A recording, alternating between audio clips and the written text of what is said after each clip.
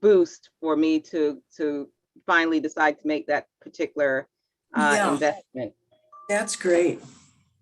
All righty, so we are ready to rock and roll.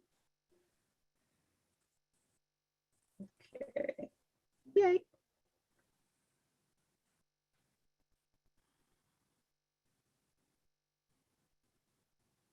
Let me see here. Okay. Welcome, welcome, everyone. Believe it or not, this is the final Doctors Are In for the year 2021. Oh my God, it feels like just yesterday we were ringing in the new year with all of its insanity. And now we're ringing out the old year to ring in yet another new year. In any case, I am just blessed and tickled pink to be here with you guys as we celebrate the year and as we continue to serve you in whatever way possible. Here along with us, we have Dr. Kelly Sutton. Thank you, Dr. Sutton, for joining us once again. And I would like if perhaps you would be able to share with us a little bit of your adventure in the past couple of months so that we have an understanding as a community of what's happening in our nation and the importance of us coming together as community and letting your voices be heard, calling up your congresspeople, getting together with other people in your community, because things are happening and our doctors are under fire. And so, Dr. Sutton, if you can share a little bit. So, Michelle, I assume that you're referring to the medical board investigation. There's about 20 doctors in California, and I'm one of them, who are being investigated for having written medical exemptions from vaccines, for the childhood vaccines pre-COVID. And I've just received word earlier this week that my license has been revoked, effective January 7th. And there's 2 of us who have had our licenses revoked, and other doctors have had probation, reprimand, varieties of different kinds of discipline. And the situation in California is not unique. In Oregon, Dr. Paul Thomas published the early statistics about a study relating what's the health of the unvaccinated children, the partly vaccinated children, and the fully vaccinated on the CDC schedule children. And the unvaccinated children were much healthier, statistically. Within 12 days after that preliminary data was published, the Medical Board of Oregon urgently suspended his license. And he has had a huge blow to his patient care, his income, and he will have a hearing this next month, January, to see how he can combat this. There are other things in other states, and the medical boards have kind of shown how strongly they want their authority to be followed by the fact that the Federation of State Medical Boards, which is the national one that looks over all the individual state boards, sent out notice some time ago that said doctors who give exemptions from face masks or from COVID vaccines should be extremely cautious about doing this without a proper foundation, as they should be subject to disciplinary action or revocation of their license. And there's lots of things these days that you hear about doctors giving disinformation and misinformation. I just saw that Medscape, which is a newsletter to doctors, has said that Dr. Peter McCullough is one of the worst physicians of 2021. And this is a man that I revere for his academic prowess. He's the editor of 2 medical journals. He was the head of the cardiorenal section in Baylor. And he's got integrity. And when he saw the COVID thing unfold, he said, well, where is early treatment? Because there was a story of if you catch COVID, you just stay home until you're bad enough to go to the hospital, and then you get on a ventilator, and then most of the time you died. That's never the way treatment is for anything, infectious or otherwise. You try from the start to help people. And he always advocated for that. And he said, where are the programs, the protocols for how to approach this illness from all the big Ivy League and research places like Stanford and MIT, and Boston has so many good hospitals in it. Where are the protocols to help people? There were none. The whole thing then landed on get the vaccine, and that's where we are today.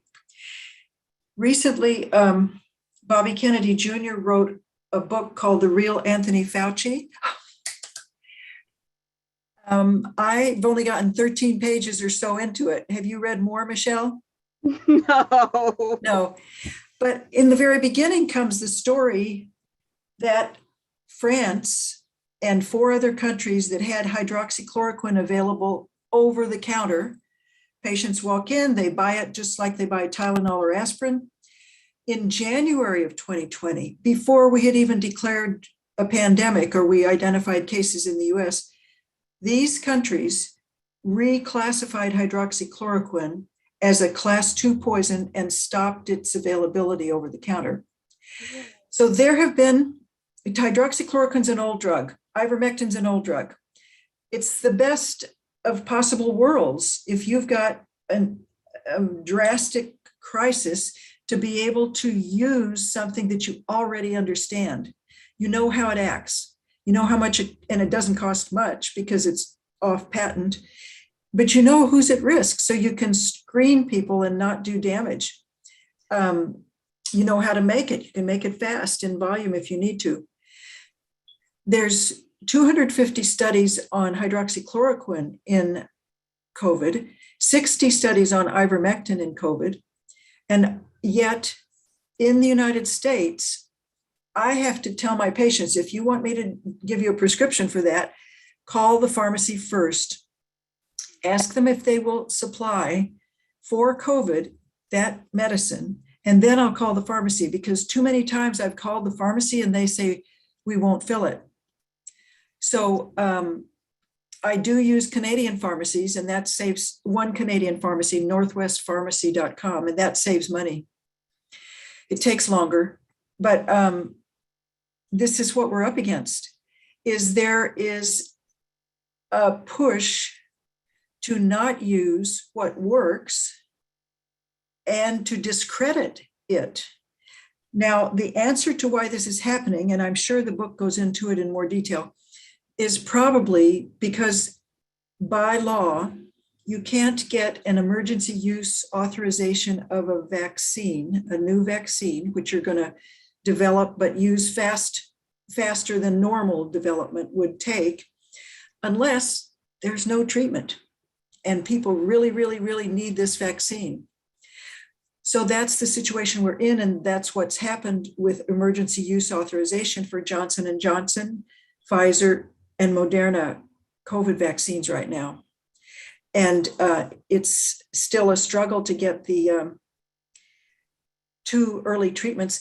It's even a struggle to get the monoclonal antibodies, which are a new pharmaceutical product, works very well on COVID, has to be used early on. So it's not hurting the pharmaceutical companies because it's new, but they still don't talk about that. They don't publicize to people like you would think you would in a pandemic. You tell people how to help themselves. The other thing is vitamin D has a lot of research as being helpful in COVID. And if your level is above 50, you almost can't catch COVID. And you certainly don't get hospitalized or die.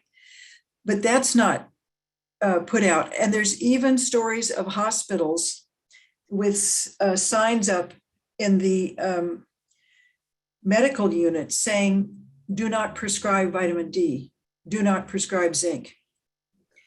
So it's like if this were somebody writing a sci-fi novel about a criminal event, it would have this kind of detail and angles to it. But here it is unfolding in front of our eyes. And it's not a novel that we're in. It's 2021.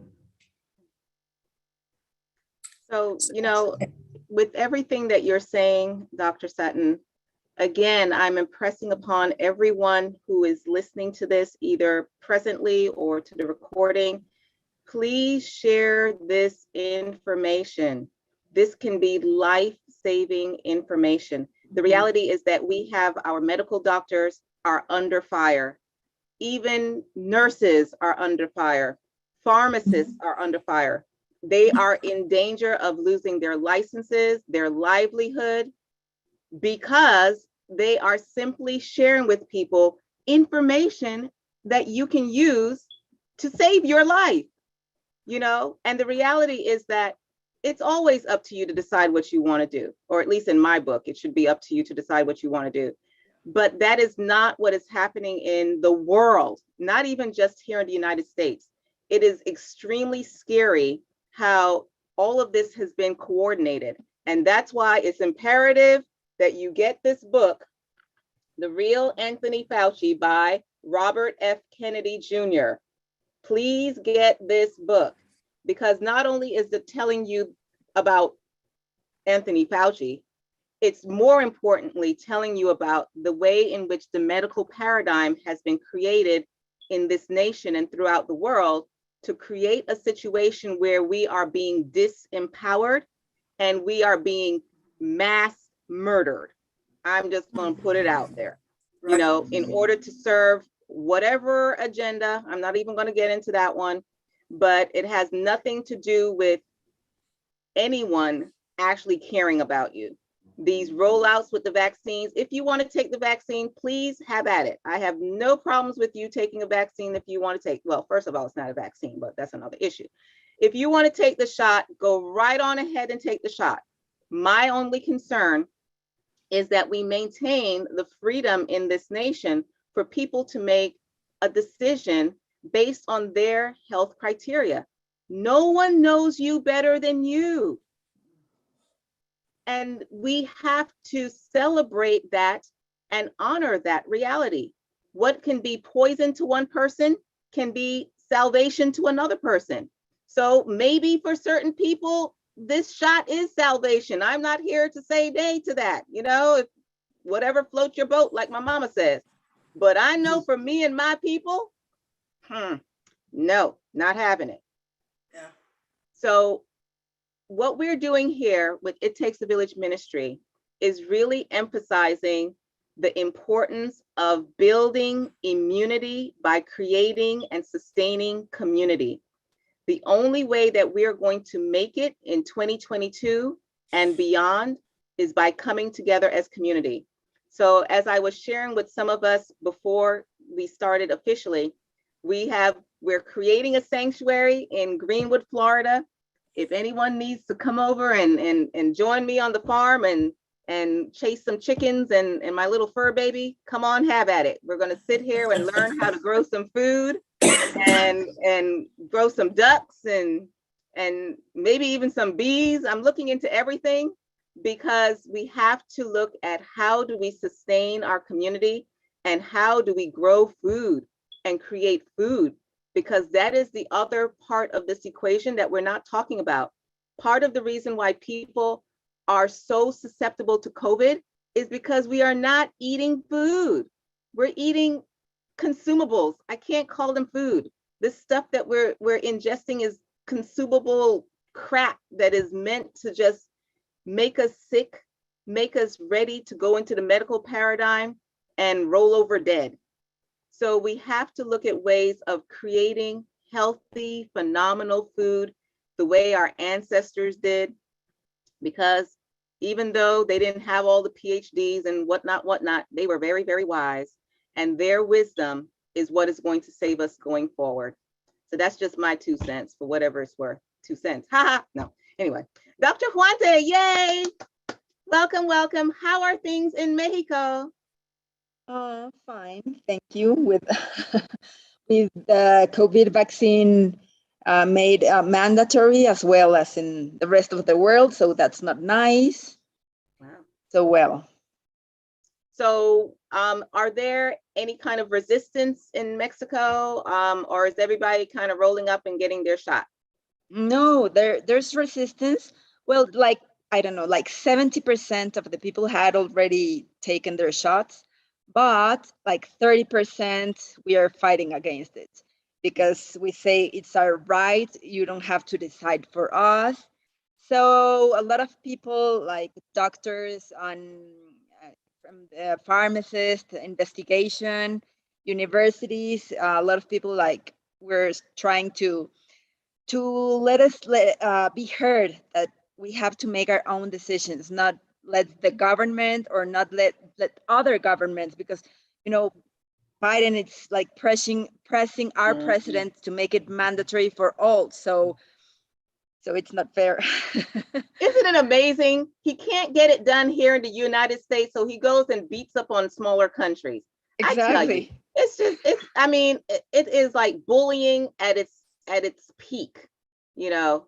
Um, and the other thing that Dr. Sutton was talking about is, ladies and gents, if you think that you're concerned about whatever Scooby-Doo variant they're starting to roll out, please make sure that you set up your little medicine cabinet and have your little secret stash, you know, because God help you looking for it in the future. I'm just going to put that out there. You know, they're going to outlaw things. They've already tried to outlaw certain things like NAC and N-acetylcysteine, and the precursor to glutathione, which is phenomenal for antioxidants and all that kind of good stuff. But please make sure that you have your stuff together just in case, because as Dr. Sutton says, the very important thing to note is early intervention. And I looked at the I looked at the live stream for FLCCC yesterday, and the doctor on there, he advised that in your mind, there is no longer the cold, there is no longer the flu. When you feel some kind of symptomology, achy, whatever, start the protocol.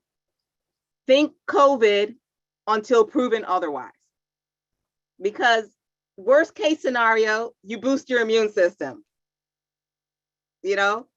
So make sure that you have these things. For me, I don't go into that particular avenue. I do my quercetin, my zinc, my melatonin, my vitamin D, you know, sleep, eating healthy, that kind of stuff. But if you're going to do the ivermectin, hydroxychloroquine, whatever it is, make sure you have your stash yesterday. Can I talk about the horse paste? Oh, yeah. A patient had already taken it when I consulted with them about their COVID. So she told me it's a tube, it's apple flavored, and it's for a 1,200-pound horse. And so she showed me the instructions, and it's the same dosing as for us, 0.2 milligrams per kilogram, although that was the original dosing of ivermectin to treat the first version of COVID, and with Delta, it doubled. So 0.4 milligrams per kilogram. So actually, the horses are getting a lower dose than we are.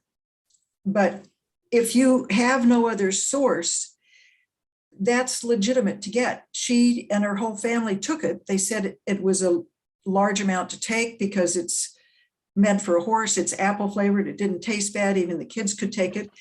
But you basically would just go by weight. Just like if you had a 600-pound horse, you'd give them half the tube. Well, if you were a 150-pound human being, you would use that amount, and that would give you the original treatment level for the first version of COVID, but you would have to give yourself the amount for a 300-pound dose to treat what Delta and maybe Omicron, although Omicron is less serious, and maybe FLCCC will change the recommendation back down again. I don't know. Mostly I have older patients who need the ivermectin at the higher dose and need it longer, and it's a tough thing to get through. But sometimes the younger adults, they just take the ivermectin for 1 or 2 days and stop because they feel fine. And I've had a lot of people saying they got through with just nutraceuticals. So we're going to open up the floor for any questions, ladies and gents. Thank you for joining us. Any questions? Hey, Catherine, go for it. Hey, everybody. Actually, I have a comment. I'm so thankful for the dentist that's been on here. I don't see him tonight. Oh, Dr. Laing? Dr. Laing. But I found my dentist. Yay! I found him. They're gonna do surgery on my mouth in January. And the first dentist I went to, well, this is the third one I tried, and now I found him. I'm so delighted. Just he takes a look at the whole body. He sees the whole person. He really wants to do the best for my body. And one dentist said it was going to be 60,000, and he's only 10. So, Wow, that is amazing. So I was just saying, so thank you so much, Dr. Laing, that he got me on the path that I didn't have to settle until I found my home, right? Exactly. I just believe so strongly that I'm in charge of my own body and my own system with God's help, that it's just so refreshing to find people that think that also. But yeah, so that I don't think I have any questions right now. But thank you for sharing that. Yeah, and we have some ivermectin ordered from India, and it's supposed to be coming. We keep waiting. So hopefully it will arrive safe and sound. And I call my medicine cabinet my handy box. Mm-hmm. I have my box handy, all the stuff. Mm-hmm. that I will need, and what I'm taking. I'm careful with what I'm taking now to make sure that I'm doing the best I can for now to build my immune system, build my body, not only to quote unquote fight COVID, because I don't think that COVID is actually the enemy. No, it isn't. So I have my handy box that I'm doing, and I want to live healthy and happy. That's really what I want to do. Thank you so much for sharing that. That is a phenomenal message of empowerment, and do not settle. Do not settle. Find beings that are worthy of the best. So don't settle for less. Yes. And I love what you're saying in terms of having that wonderful handy box. We always called it our first aid kit, and all kinds of things going to your first aid kit. At least in mine, we have our homeopathic remedies, we have our tinctures, we have our salves, we have our essential oils, we have our supplements, all kinds of stuff go into that box that I refer to for building the temple. Because as you said, I encourage us to step out of this warlike mentality that says that health is about having some kind of war campaign against something else. Health is really and truly about building and fortifying ourselves without concern for what's out there. If you're focused on building your temple, then who cares which variant it is? Yes. So thank you. And it has to do with a relaxed stance rather than a tight stance, rather than fighting against and tensing up, but in fact opening, receiving, because the opposite of give is not take, it's receive. Give and receive. Give and receive. So I'm so thankful that I had this group to help fortify me when I was on my search for my proper dentist. To keep on going until I found the person that I could relate to, and that cared. Mm-hmm. Absolutely phenomenal. Okay, I heard someone else was getting ready to ask a question. Oh, Dr. Gamble, this Hello. is Lori Zern. And hi, I wanted to mention a couple things. One, I'm assuming you're probably familiar with Dr. Zach Bush, Yes. but you may not be. He's a medical doctor and he has a site called Farmer's Footprint. He actually, for those who haven't seen it, he did a graph showing the preponderance of chronic disease in the United States graphed against chemical farming. And it's a very concurrent graph, and it shows very, very clearly that the poisoning of our food, led to such massive health issues. So I just want to mention that because he supports local farming and non-chemical farming, and there are a lot of doctors who are farmers who are being re-educated on how to do proper farming. So anyway, I think that's very positive. And the other plug I wanted to make, I bought that book. I'm about Robert Kennedy's book. I'm about 3/4 of the way through. It's extremely detailed, and you really have to pay attention. And the information is very valuable because, as you say, it's not really about Anthony Fauci, who's just a face behind a whole situation that has occurred, but it really gives what's going on. And I think the more we can get it to doctors who have some type of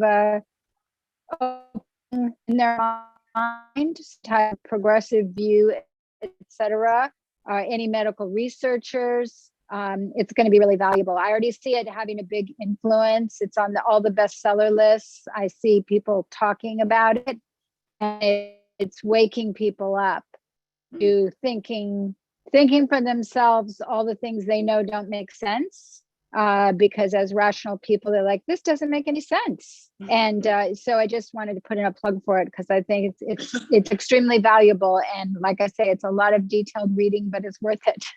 So that was all.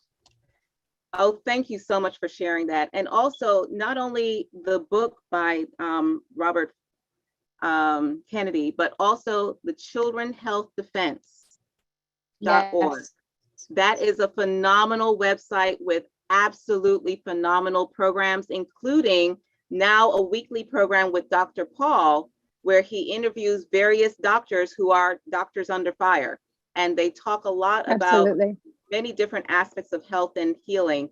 And there's several other shows to keep you very much updated so that you don't have to listen to the fake media and you don't have to start freaking out and getting all into this fear, drama, porn, and all of that nonsense. So if you want to feed yourself with healthy doses of data coming from caring, loving people who are dedicated to uplifting the world, Children Health Defense Fund is one good website, and another one is the High Wire with Del Bigtree. Phenomenal information. Every single week, I'm on the edge of my seat waiting to hear his information. And going back to what you said about Dr. Zach Bush, fantastic information. And he's actually the one that I was learning from, because he said that many people are getting really caught up in this drama about quote unquote global warming. But he comes at it from a very different perspective, saying that what is really happening in our world is that our earth is no longer breathing, that we have so polluted our earth, we don't have the viable filtration systems, and we're not able to create the filtration systems with our trees and things of that nature, which would be capable of filtering and cleaning our air.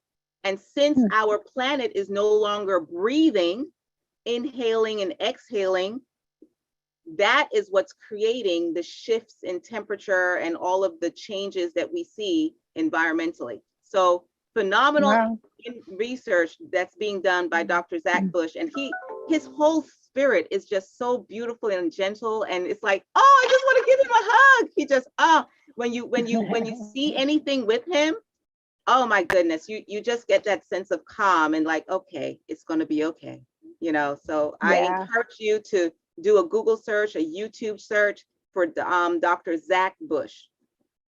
Thank you for sharing that. Thank you. Okay, Catherine, did you have another question, or Richard? Yes, Richard, actually. Okay. Yeah, this is Richard. I recently listened to a series of lectures from the Mises Institute. These are the Austrian economics people. Ludwig von Mises was the founder, I guess, and it was called Medical Freedom. And most of the lectures were telling about how to break out of the corporate and government system of healthcare, and going to doctors that just accept cash and they don't accept insurance, because the insurance is set up so that the big corporations make tons of money at taxpayers' expense. Yeah. And so one of the main things that they recommended was to find a direct care physician in your area that is available all the time and will accept cash, and also will work with you to lead you to the proper secondary or whatever the next step is if you need a specialist. They'll give you advice on that. And I actually haven't found, well, the right doctor in this St. Louis area, but I guess I'm looking for any comments about how can you really break out of the Obamacare, Medicare, and go to direct care physician, and I get, or the share care, you know, where there's some people that join as members, and because of pooling the money, they're able to pay for the expenses that arise. It's a form of insurance, but it's not organized like insurance. And so that's my question on naming the issue. Interested to see what people would say about that. So in terms of those types of quote unquote alternative insurance, one that I am familiar with is New Health, KNEW Health. And Dr. Sutton can also speak about what she has recently done in her practice. As you know, and as many of you may know on the call, my practice is all cash based and it's membership based. So I'm not one of those who is like fee for every visit, because that's ludicrous in my book, you know. So the way we are structured is that it's a membership based, and it's based on the level of intensity that someone needs, you know, and that's built into that kind of membership. And most functional medicine or integrative medicine practitioners at this point in time are shifting to a cash base and getting away from the insurance paradigm, and also shifting out of the quote unquote medical paradigm and more into a partnership, educational kind of agreement. Because as long as you stay within the insurance paradigm and that particular structure, you have to be beholden to whatever they say. So a lot of our practitioners are not able to do what they know needs to be done to help their patients, because they have to answer to the insurance companies, and they have to answer to all of these other regulatory institutes that are not in our best interest. And one of the things that I tell people when they're considering working with me is, look, if you do not invest in your health, then you are basically just paying for the management of your disease. And that's just the way it is, you know. So it's like when you buy a car, you buy a car with the understanding that the insurance on your car is not going to pay for you to upkeep your car. It's going to pay for crisis, you know, if you get into an accident kind of thing. If you get into an accident, yeah, the insurance will kick in, make sure they take you to the hospital, patch you up, and then you come out and then you start the healing process. So insurance is not meant to actually help you to be healthy or to heal. Insurance is meant to take care of catastrophic events, and if you choose, to allow it to help you to manage your disease state so that you can slow down the rate at which you're killing yourself. Dr. Sutton, can you share with us what the new restructuring that you have done in your practice? I'm going to a common law trust, which I'm still learning about. But there's two systems of government in the laws of the United States. The original one was common law. And then I think in 1781, the US became a corporation, and admiralty law of the sea, which is the same as statutory law, became the way that things were governed. And I'm happy to give you more information as I learn. So what I'll say now will just be limited. But when we are born, we're given a birth certificate and a social security number, and that establishes us as a debtor to carry a portion of the United States debt. And that's fulfilled by age 20. And at that point, we can switch from being a minor to an adult and take over our own ownership of what is called our legacy, the lifetime earning value that we have as a human being. So the thing that happens is we don't know that. So we just stay acting as a minor, and we carry our fiction of the social security number and the birth certificate name. And the courts, the statutory courts, can only deal with fictions. They can't deal with a living man or a living woman. A living man and a living woman are dealt with in common law courts. So we have the option of saying, I will not have a license, because that means there's a regulatory board telling me how to do my profession. I will not have a LLC, corporation of different kinds. I will do a private contract. Some examples of the private contract between individuals is Costco, the American Medical Association, the Dallas Buyers Club movie, and the drinking clubs in dry counties. So this is not new to that extent, and it's got different applications. But the Constitution says if there's a contract between people, the government can't interfere. So that's now the basis of my medical practice starting in January, is I ask people to sign an affidavit of knowing that says, I understand this is not public, it's private. I won't advertise. And they pay their monthly membership of $10, and that gives access to have appointments, the newsletter, the website, a discount on some remedies.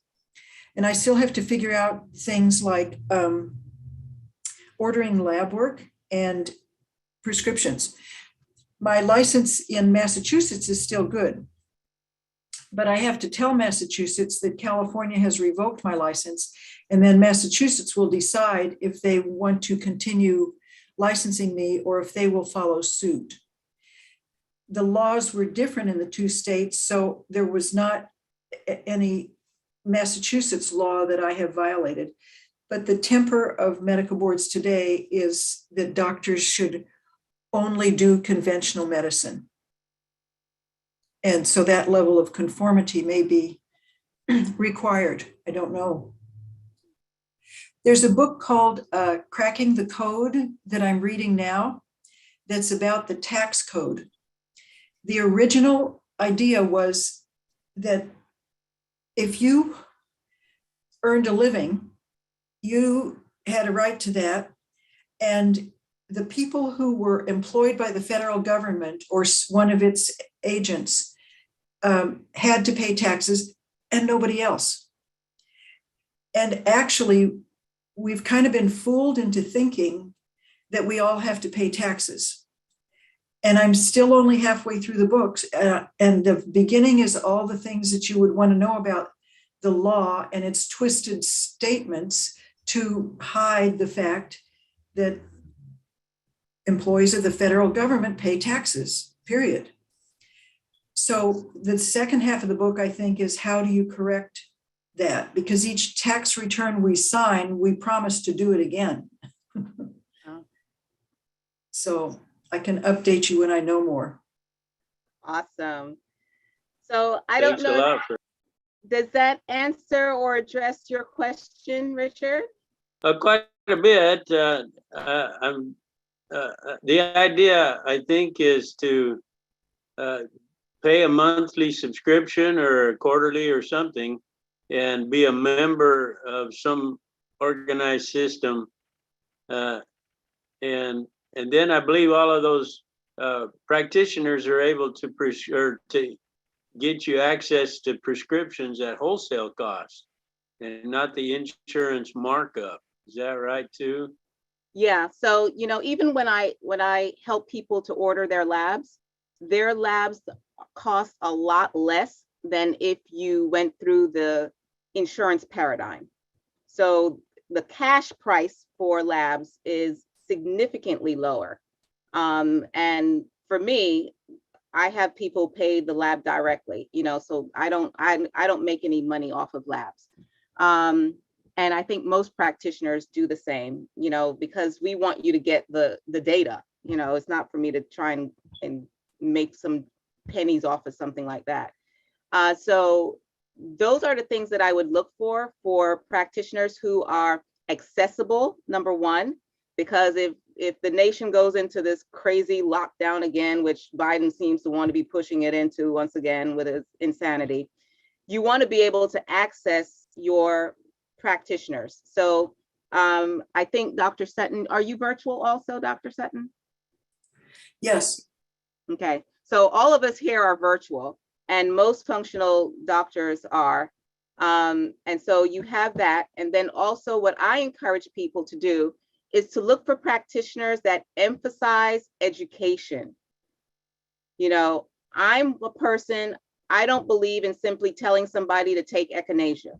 You know, I want the person to understand what is echinacea, why you're taking it, what you're looking for, so that you can become a discerning person who knows how to troubleshoot for yourself. I tell people that my goal is for you to not need me. You know, I know it sounds crazy because it's completely opposite of what we have in our medical paradigm right now, but I truly believe in empowering people and having people be educated. So I encourage you, whenever you're meeting with people and interviewing people, to ask them, hey, what kind of educational resources will you have accessible to me, right? So that's another key thing that I tell people to look for. What are some other words, you know, like if we're looking for a doctor that's going to suit us, it's our home kind of doctor, what are, you said, mention to them about the education. What are some other words that convey a doctor that is not hooked up to the other system? You know, I would say to interview them and say, you know, what if I came to you and I said that I had a runny nose and a cough? What would you do? Yes. And if the first thing that comes out of their mouth is, oh, well, you know, I think that I would prescribe blah, blah, blah, blah, blah, blah, then that kind of gives you some insight. So I would interview them the same way that you would interview a plumber or an electrician. You know, ask them some hard-hitting questions so that you get an understanding of who they are, what their philosophy is. That's another thing. I would ask them, what is your philosophy? You know, what is your approach to healing? Do you work with other practitioners? Do you refer to other practitioners? Dr. Sutton, Dr. Huante, anything else you would add to that? Richard? Well, I would want to ask the related question. Dr. Sutton mentioned being virtual, and is that equivalent to telemedicine? And is telemedicine a viable way to go without necessarily being in someone's clinic where they take your vital signs? They can take your temperature on the spot, and you can still get adequate advice through telemedicine? Depends on the problem. So I don't know if Dr. Huarte does her homeopathic histories virtually, but there's some things that you have to do that require a physical exam. Like I can't check your ears by telehealth. I can ask a whole lot of questions about how the ear feels and the story and your past history with ear problems, but to actually see the eardrum is not a digital experience. That's an in-person thing. And belly pain, if you have an appendicitis, I don't think you make that diagnosis digitally. You do that in person. But the educational part is definitely digital, and maybe the homeopathic repertorizing. Exactly. I also tell to my patients, I can do my work if you tell me all your symptoms, but if I need information about ears or abdomen, I need to touch the abdomen and I need to see the ears. So anything else, I could do it virtually just with your symptoms and your aggravations, your specific thing about every symptom that you get or you have. But ears and abdomen need to be checked in person. And you know, one of the things that I was sharing with one of my clients recently is that there's a time and a place for everything under the heavens. So I love the idea of integration.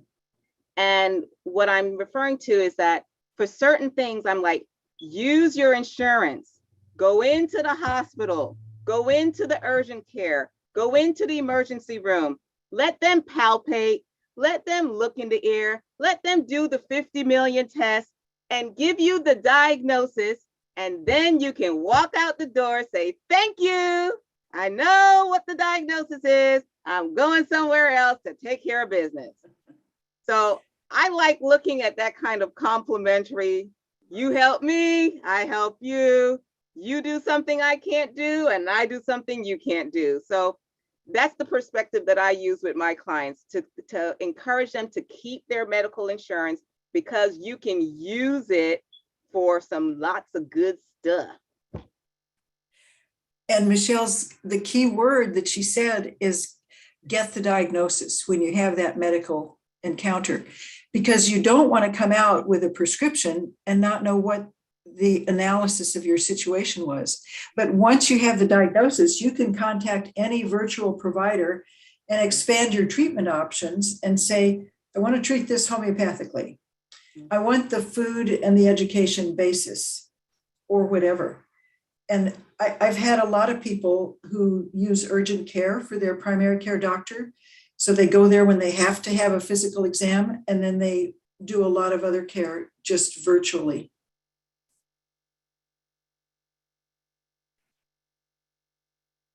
That helps, Richard? Oh, a great deal. And I'll get back in line, but I have a different question, but I'm in line instead of dominating. Okay, well, let's ask, are there any other questions from our group? We have a couple of other callers. Any questions? Any questions? Going once, going twice. And it's back to Richard. Okay, I'll rise to the occasion. I've heard about melatonin being some either treatment or prophylactic related to COVID, but I've always thought of it as a sleep aid and nothing more. So, and I have a bottle of melatonin, but I only use it on rare occasions. So what could I do better using melatonin? Dr. Sutton, you want to grab that one? I was thinking you would. We're passing the hot potato. Right. Go. You have something you want to share first? It does have anti-COVID properties. and it's a pretty safe substance. It's got some anti-cancer properties in high doses, 60 milligrams. And I think the NASA people who were the astronauts, they used like hundreds of milligrams to help them get back into day and night when they came down to Earth. So safety-wise, it's safe. There are people who get paradoxic reactions. Melatonin makes them wake up. So it's not for everybody. It's that individualization that Michelle talked about. But if we took a high dose, wouldn't we go around groggy all the time? You have to find out for yourself what it does to you. Not everybody. Some people get a hangover. Yeah, and you know, the one of the best resources for the protocols, the COVID protocols, is FLCCC. Okay, they have phenomenal protocols, the IMAS protocols, and all the various ones. Also, the more recent protocol that they're introducing emphasizes the use of iodine and utilizing the iodine to create a nasal flush to be able to boost the immune system and lower the viral count within the nasal passage and also the throat. So I encourage you to go to that particular website to learn more about creating the proper dilution of the iodine to use as a respiratory flush, and also to look at the parameters for the implementation of melatonin. Melatonin is something that, how can I put this? Again, with any kind of hormone, with any kind of element that affects the feedback loops in the body, I am hesitant as all get up to go in that direction. So I would not think of using melatonin prophylactically. I would use it if you had a situation where you were getting those symptoms, but I would not encourage you to use it, you know, long term, because then you can cause disruption in the natural feedback loops, the hormonal feedback loops of the body. Thank you. That's very helpful. You're welcome. All righty. Any other questions? Yay, a question. What is your current thought on hormone replacement for women, particularly estrogen, progesterone, and testosterone, even in low dosages? I stay clear of those things. I really, really do. I honor the body systems. When I deal with women who have hormonal issues, I want to look to find out where is there a breakdown in the passageways, you know, because when you think of any hormone, you have precursors. One hormone leads to one hormone, leads to another hormone, leads to another hormone. And so you want to see what are the cofactors that may be missing, and that is why the body is not producing certain hormones. The other part of the whole female hormonal system is that a lot of times it's not necessarily that a certain hormone is too low or too high, but rather it is too low or too high relative to another hormone. So it's really about looking at it within the context of that other hormone. And then the third thing to look at is the detoxification pathways. Many times there are women who have a preponderance of estrogens because they're not detoxifying efficiently and they're recirculating their hormones. And so that recirculation of hormones creates a higher level of estrogen in comparison to your progesterone. And so you have these people that are going in there saying, oh, take your progesterone cream. Yeah. And in reality, what is needed is to lower that estrogen by looking at the detoxification pathways. And then last but not least, with many women that I deal with and men, what the real problem is stress. The stress pathway is screwing with the hormonal pathway, the sex hormonal pathway. So I encourage people to get to the root of the issue instead of messing with Mother Nature, because when you start messing with those, even if it's bioidentical hormones, you are creating a situation where you're disrupting the feedback loops, you're disrupting all of the different pathways, and I believe you're creating more problems in the long run. Mhm. And so what lab work are you looking to, for a client to bring forth for you to begin to advise? Is that blood work, or what would you need? With hormones, I prefer the urine, because the other thing with hormones is that when you look at blood work, Mhm. you can have the proper levels of hormones in the blood, Mhm. but that does not reflect what is actually being metabolized and utilized by the body. Because a lot of times those hormones may be bound to the proteins in the blood and not getting through to the cell. So when you do a urine assessment, the urine is your waste byproduct. So it's actually telling you what is being metabolized by the body and not just what is present in the bloodstream. And one of the better tests is called the Dutch test, dried urine test of complete hormones. Okay. And does the odor of a urine also tell you something about what's happening with the body? Oh yeah, absolutely. Absolutely, positively. I mean, that's what old folks used to do. The old folks would go and smell the urine. Some would be adventurous enough to taste the urine. I ain't going in that direction. But you know, you look at the urine. So when you look at the urine, you hold it up to the light and you want to see if there are a lot of particles, the cloudiness of the urine. You can see the coloration of the urine. You want to smell the urine to see if you have like an ammonia smell, a medicine-y smell, a sweet smell, you know.